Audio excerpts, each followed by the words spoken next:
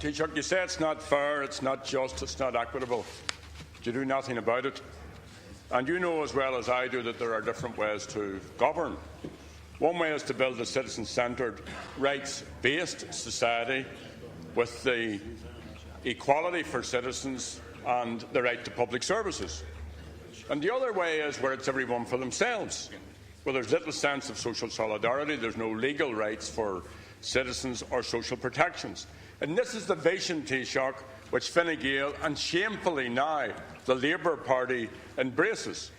And hardly a month goes past without further evidence of your government's destruction of public services, your policy of privatisation, whether it's in the area of health, water services, and now moves to privatise our public transport system. Your plan, Taoiseach, to privatise bus routes is set to fatally undermine Bus Éireann and Dublin Bus.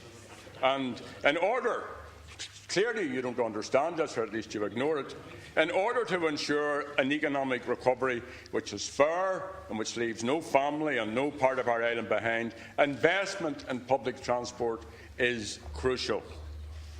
Bus Éireann and Dublin Bus have struggled to maintain vital services, have actually increased passenger numbers and revenue despite government cuts. But now you're going to force these public companies to compete with private operators. And buses will now run as a means of generating profits for shareholders and not as a public service. And those who will suffer will be ordinary workers, students, elderly citizens and families. And privatisation also, Taoiseach, will inevitably drive down wages and terms and conditions for bus workers. So, Taoiseach, would you acknowledge that profit cannot be the decisive factor and whether the economy and services in rural Ireland thrive or further decline, and will you reverse the decision your government has taken to privatise our bus services? Taoiseach. Well, I don't accept from you at all, Deputy Adams, that the government have decided to privatise Bus Éireann or Dublin Bus. Nothing could be further from the truth. Now, the situation is that the government, in an economy where confidence is rising, want to see that the consumers and the people who use the bus services get the very best level of service that can be made available to them. And the NTA, as you are well aware, has a statutory responsibility under legislation to judge how best to balance the direct award and the tendered PSO bus services that are socially necessary, that are non-commercial serviced bus routes. The NTA in late 2013 decided that 10% of the existing PSO bus market should be tendered following a wide-ranging consultation process. And you will have heard the Minister for Transport himself very cogently reassure workers in respect of their conditions of work and their rights in this matter. The NTA were proceeding with the public procurement process while participating at the Labour Relations Council facilitated process to address CIE employee concerns on the implications of this element of the market being opened until a recent trade union withdrawal on the 30th of March. So there has been quite a deal of intensive engagement, Deputy Adams, on employee issues. So it's the government's view that these discussions at the LRC would allow employee concerns to be addressed very satisfactorily, and the Minister is very clear about that. Introducing competitive tendering, as you're well aware, on a small segment of the entire bus routes available will save taxpayers money, would encourage cost competitiveness and would enhance service quality. And Dublin Bus themselves are perfectly entitled to tender for the 10% of the routes in addition to what they already have.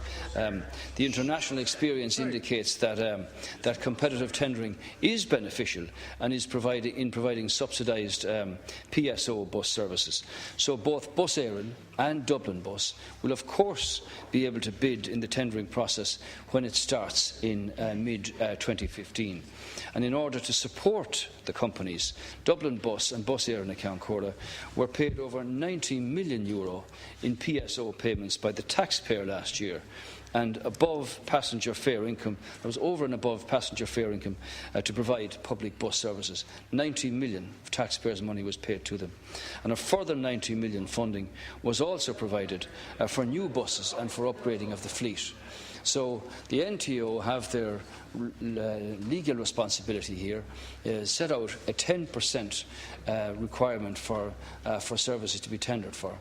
Dublin Bus and Bus Éireann can tender for these routes, and 180 million has been provided by you, the taxpayer, for both supporting this and for improving the quality and the quantity of the bus fleets. Deputy Adams. Taoiseach, you said the Minister very cogently spelt out the government's position, and the bus workers very cogently told the Minister that they are going on strike. So they don't appear to be at all humoured by what the Ministers had to say. You say there will not be any privatisation. You go on to say the market will be opened, put out the tender, competitive tendering. Words is what words mean. So there is going to be, even by your own admission, 10% privatisation, or in your words, competitive tendering, or the market being opened. Now, you know that this government has made life consistently more difficult for people and communities in rural Ireland. You've cut down local post offices, you've closed Garda stations, you've made higher costs for private car users, and now you're cutting transport programmes. And Taoiseach, in Waterford City, you're going to privatise 100%. That's clear. The Minister cogently spelt that out. 100% of bus routes in Waterford City are going to be privatised. Thank you. How long will it be before you do the same thing in Dublin? That's clearly the intent. That's clearly the objective across the state. So, Taoiseach, I won't repeat what I said in my opening remark, but what's clear is this: the private model will not serve the interests of citizens or communities. So I ask you again, and Tommy Cricknahannish, will you accept that investing in transport on this island, north and south, is fundamental to the future of the island economy?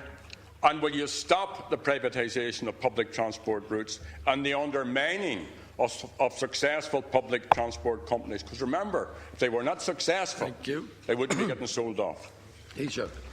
Well, I don't accept your assertion that you deliberately choose to misinterpret what I say here and what the Minister has said very cogently. But as you say yourself, these things happen. Now, the bus routes are not being privatised, and what is being opened is 10% of the market for competitive tendering.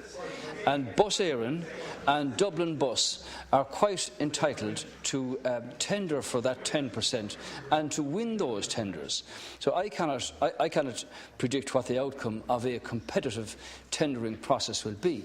And I make the point to you again that the taxpayer has put 90 million last year over and above the income derived from the bus services into the system, and a further 90 million in respect of new buses for the bus fleet.